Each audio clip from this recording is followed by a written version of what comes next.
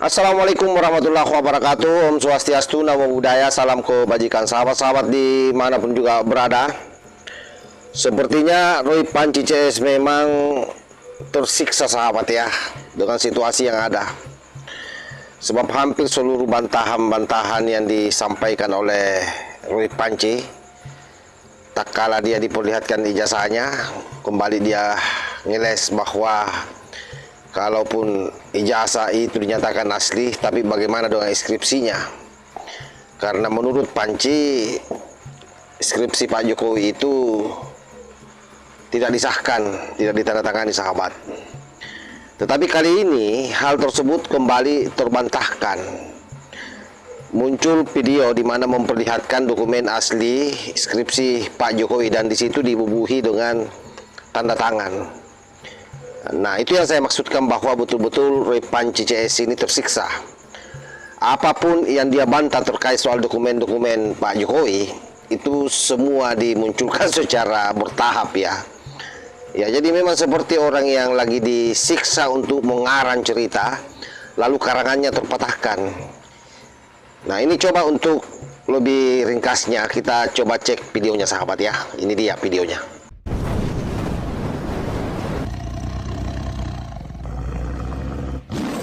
Mulai dari misalkan ini pada saat Pak Jokowi mengumpulkan skripsi ini ke fakultas, kemudian bebas pinjaman, bahkan nilai-nilainya semua ada tertera di sini lengkap ya.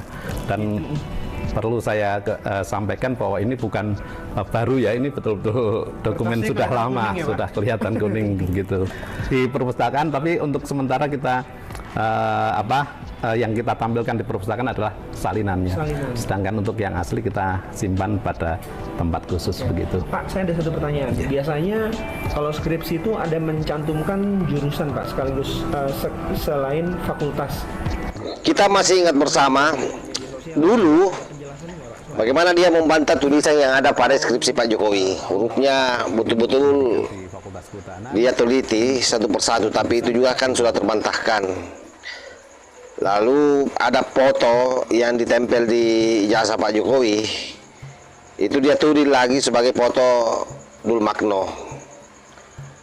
Lalu ada juga Pak Heri Mulyano yang dituding juga sebagai orang yang digantikan oleh Pak Jokowi. Bahkan pernah juga muncul ijazah Pak Jokowi itu dibuat di Pasar Pramuka. Semua dibantah satu persatu. Nah, entah apa yang membuat kepercayaan diri Roy Suryo CS ini atau si Panci CS ini begitu tinggi sahabat. Kalau bukan karena uang besar, saya tidak yakin kalau dia melakukan ini semua. Tidak mungkin dia berani sejauh ini melakukan kebohongan terus-menerus. Karena kan dia tahu pasti ini bahwa posisinya dalam posisi yang berbohong. Bayangkan berapa juta rakyat Indonesia dia bohongi. Kalau benar itu hanya demi uang, luar biasa memang. Atau karena itu ada satu keinginan politik yang dia kerjakan, wallahu alam. Tapi arahnya ke sana. Jadi ada uang, dapat uang, ada juga kepentingan politik orang yang dia kerja. Nah, kalau benar-benar demikian adanya, maka ke depan ini mau tidak mau Panci ini akan meradan di penjara. Sebab hampir seluruh argumentasinya terbantahkan atau tidak terselamatkan. Kalaupun misalnya ada ahli-ahli hari ini yang berpikir sama dengan Roy Panci, keahliannya pun dipertanyakan. Tapi rata-rata mereka yang ngaku-ngaku pakar yang bermasalah cara berpikirnya memang adalah orang-orang yang pernah merasakan nikmatnya kekuasaan, lalu kemudian didepak pada saat Pak Jokowi masih menjadi presiden. Ya, tidak perlu lagi disebut namanya. Saya kira sahabat-sahabat sudah tahu, baik yang mantan jenderal ataupun mereka yang mantan-mantan komisaris ya. Apa yang disampaikan oleh Faisal Assegaf saya kira sangat jelas. Mereka yang berada di belakang Roy Panci CS ini sebagai tim hore yang ngaku-ngaku sebagai pakar, itu rata-rata adalah orang yang pernah bekerja, yang boleh jadi hari ini kembali berpikir ingin mendapatkan pekerjaan lagi di momen Pak Prabowo menjadi presiden. Tapi kemudian menjadi batu sandungan Pak Jokowi di sana, karena di sana ada Gibran, dan kita tahu ada 17 orang menteri yang memang itu punya latar belakang, punya hubungan baik dengan Pak Jokowi, termasuk Pak Kapolri ya. Itulah yang membuat mereka para pembenci ini sesak napas dan menjadikan panci ini bersama dengan Rismon, Dr. Tipah, lalu didampingi oleh kuasa hukum yang notabene-nya rata-rata mereka datang dari ex ormas yang bermasalah juga, yang pernah juga dibukukan oleh Pak Jokowi. Maka lengkaplah formasi yang ada di sana.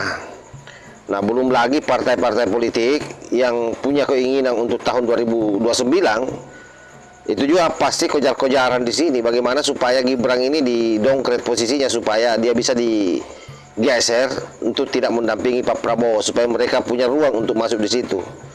Dan saya tanpa menyebut nama pun sahabat-sahabat pasti tahu siapa yang saya maksudkan itu.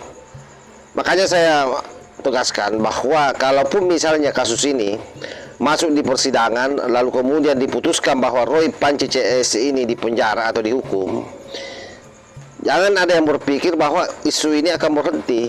Isu ini akan dikapitalisasi terus. Setidaknya ada cuap-cuap soal ijazah, lalu ada kasus-kasus tambahan lagi yang mencoba mereka dorong.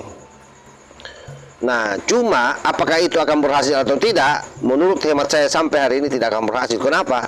Karena Pak Jokowi adalah orang yang bersih, orang yang sama sekali tidak terlibat dalam konsesi apapun selama beliau menjadi pejabat. Makanya sangat susah untuk ditemukan kalau itu bicara soal korupsi, kecuali namanya diseret-seret. Misalnya ada menteri yang korupsi, ada pejabat yang korupsi di masanya, seolah-olah itu dikaitkan dengan Pak Jokowi, bahwa Pak Jokowi tahu itu.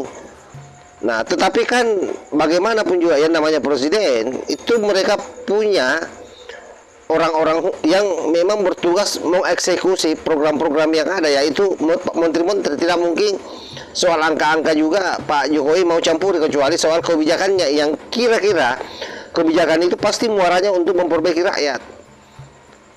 Tapi yang menjadi persoalan kan adanya markup, misalnya adanya permainan proyek di situ yang tidak mungkin Pak Jokowi tahu, dan Pak Mahfud MD mengakui itu, bahwa keluarganya pun Pak Jokowi tidak ada yang terlibat, sahabat. Padahal kalau dia mau, saya kira akses sangat terbuka. Betapa bersihnya Pak Jokowi. Oleh sebab itu, seluruh premium-premium buruk yang akan mengarah ke Pak Jokowi dan Gibran, kalaupun mereka agendakan untuk 2029, maka saya yakin mereka semua semakin akan sakit hati, karena pada akhirnya rakyat tetap akan mencintai yang namanya Gibran Rakabuming Raka.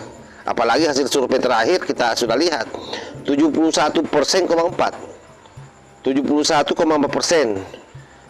Artinya digulung 2 kali pun hasil surveinya AHY yang hanya 20 lebih itu tidak bisa sampai ke Gibran, apalagi Puan Maharani. Nah, saya kira seperti itu gambarannya, sahabat ya. Jadi soal keluar-keluar mereka ijazah palsu hari ini itu sudah terbantahkan. Turun lagi ke skripsi itu juga sudah terbantahkan dengan adanya video tadi yang saya cuplikan itu. Saya kira demikian. Wassalamualaikum warahmatullahi wabarakatuh.